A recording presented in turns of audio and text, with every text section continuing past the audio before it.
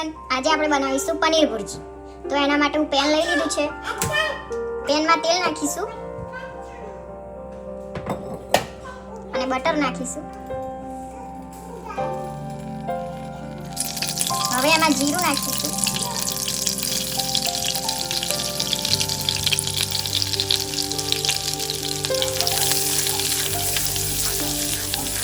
જીરું શેકાઈ જાય એટલે એમાં ઝીણી સમારેલી ડુંગળી નાખીશું। ડુંગળી નાખી દીધી છે। હવે એને સાતડી લઈએ ગોલ્ડન બ્રાઉન થાય ત્યાં સુધી।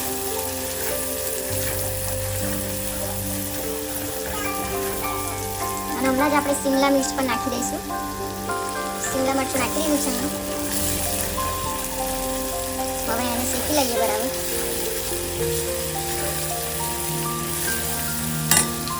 ડુંગળી સતળાઈ ગઈ છે। હવે એમાં લસણ અને મરચાંની પેસ્ટ નાખીશું અને એને પણ સાતળી લઈએ।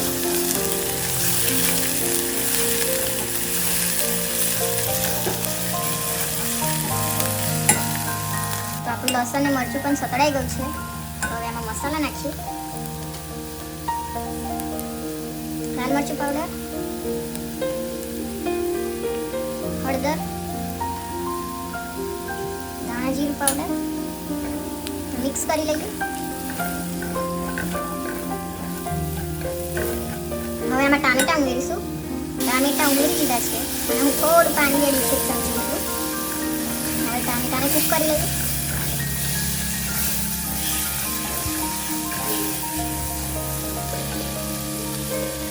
ટામેટા કૂક થઈ ગયા છે, એમાંથી તેલ છૂટું પડી ગયું છે। તો હવે એને આ રીતે આમ મેશ કરી લઈશું।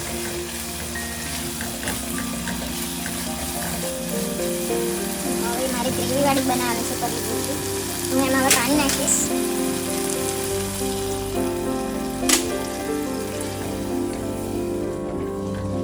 તો તમારે જે પ્રમાણે ગ્રેવી જોઈતી હોય એ પ્રમાણે પાણી રેડવાનું।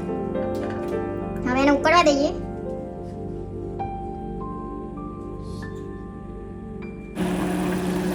ગ્રેવી ઉકળી ગઈ છે, એમાં કસૂરી મેથી નાખી દઈશું।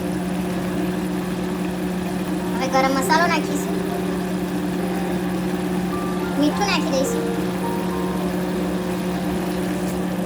મિક્સ કરી લઈએ।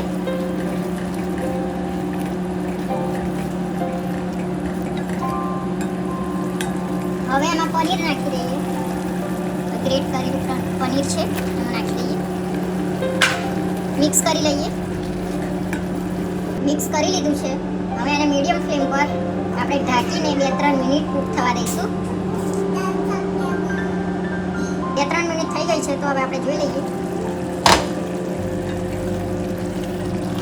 તો આપણી પનીર ભુરજી રેડી છે। હવે એમાં લીલા ધાણા નાખી દઈએ,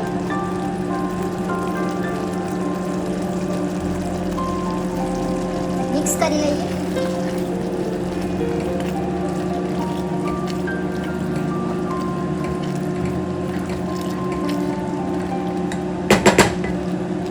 રેડી છે આપણી પનીર ભુરજી।